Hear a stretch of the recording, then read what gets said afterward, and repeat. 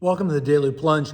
We're in the Gospel of Mark, chapter 9. We're going through verses 42 through 50. Jesus is talking with his disciples. He's instructing them about living in the kingdom of God. And he tells them that if anyone causes these little ones, right, those who believe in God and Jesus Christ to stumble, he said it'd be better if a large millstone were hung around their neck and they were thrown into the ocean. What causes the little ones to stumble? How are children and other little ones led astray from the faith? It might not be wickedness or evil. Maybe it's just not taking your children to church. Maybe it's just making all the things of this world more important than worshiping God. Oh my gosh, could that be happening? All kinds of temptations, distractions, and false values are sweeping our children away from faith, and it's been going on for decades. And these really are the forces that suck the promises of God out of the lives of our children. And Jesus is concerned about their eternity. And he goes on to say, if your hand causes you to stumble, cut it off.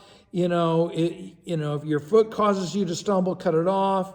If your eye causes you to stumble, cut it off. He says it's better for you to go into heaven maimed than to go into hell with all your body parts. And what is it that we need to cut off to keep us from stumbling into sin?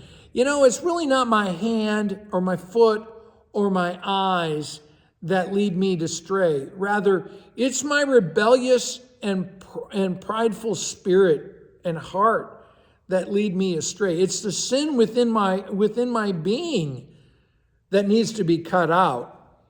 How am I supposed to do that? And he tells us that we're going to be thrown into hell. He tells us 3 times that this is where the everlasting worm fest and unquenchable fire will happen if we continue on the way of sin. But what is this sin?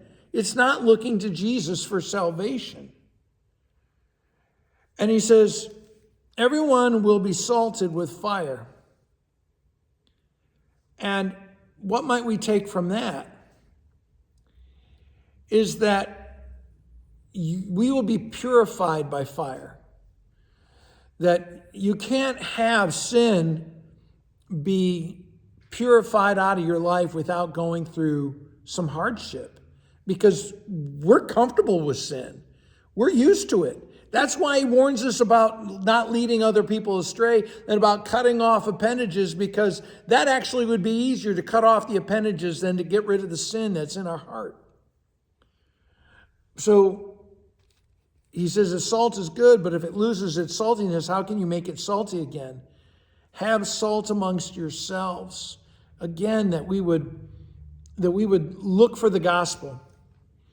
And not only that, but to let go of the sin, to become people of grace, to rely on forgiveness.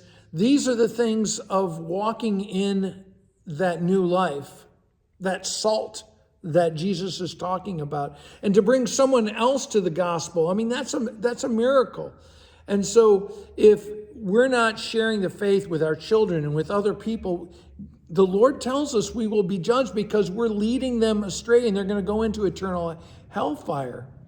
Salt is that faith that gives flavor to all life. Salt is what preserves our lives. So if you say you have faith, but it has no taste, no reality, then it's worthless. Faith has to be lived out each and every day, trusting in the Lord and sharing that grace with others. Hey, thanks, friends. If you're getting something out of the Daily Plunge, please remember to like, comment, subscribe, and share. Have a blessed day.